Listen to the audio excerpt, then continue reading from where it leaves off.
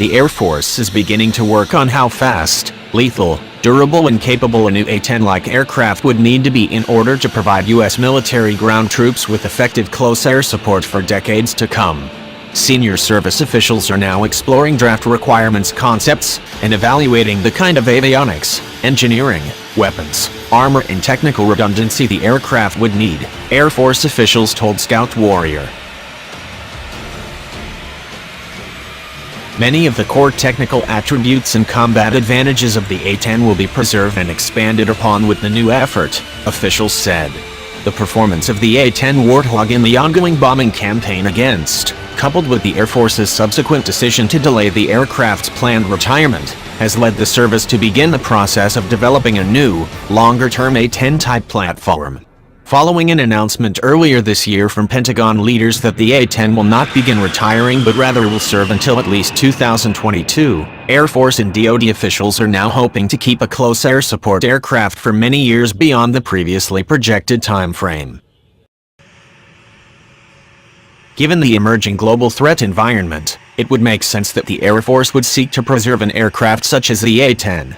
While the aircraft has been extremely successful attacking targets such as fuel convoys and other assets, the A-10 is also the kind of plane that can carry and deliver a wide-ranging arsenal of bombs to include larger laser-guided and precision weapons.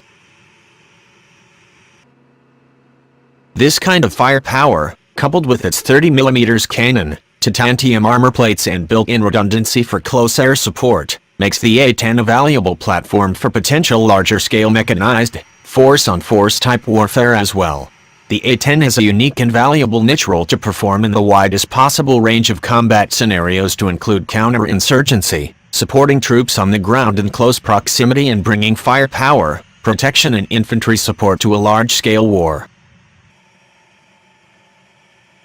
Air Force officials have told Scout Warrior that the current approach involves a three-pronged effort. The Air Force may consider simply upgrading the existing fleet of A-10s in a substantial way in order to extend its service life, acquire an off-the-shelf existing aircraft or develop a new close air support platform through a developmental effort. We are developing that draft requirements document. We are staffing it around the Air Force now. When it's ready, then we will compare that to what we have available, compare it to keeping the A-10, compare it to what it would take to replace it with another airplane, and we will work through the process, Lieutenant General James Holmes, Deputy Chief of Staff for Strategic Plans and Requirements, told reporters several months ago. Holmes went on to explain that the service was, broadly speaking, exploring ways to achieve, preserve and sustain air superiority in potential long-term, high-end combat engagements. He added that considerations about a close air support replacement aircraft figured prominently in the strategic calculus surrounding these issues.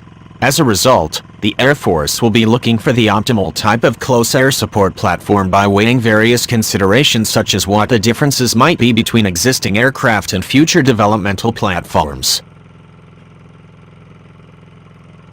Cost and affordability will also be a very large part of the equation when it comes to making determinations about an A-10 replacement, Holmes explained. The question is exactly where is the sweet spot as we talked about between what's available now and what the optimum CAS replacement would be.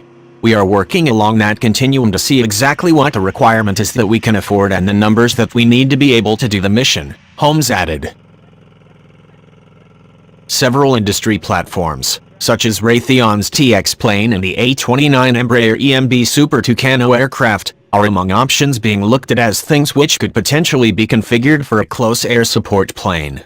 Having the requisite funds to support this would be of great value to the Air Force. Former Air Force Chief of Staff General Mark Welsh told lawmakers that, despite the prior plan, the service did not want to retire the A-10.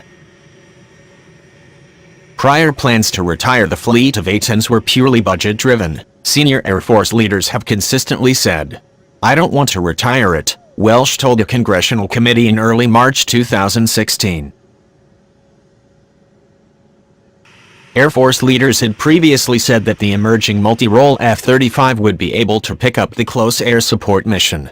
With its sensor technology, 25mm gun and maneuverability, there is little question about whether the F-35 could succeed with these kinds of missions. At the same time, There is also consensus that the A-10 provides an extremely unique set of battlefield attributes which need to be preserved for decades.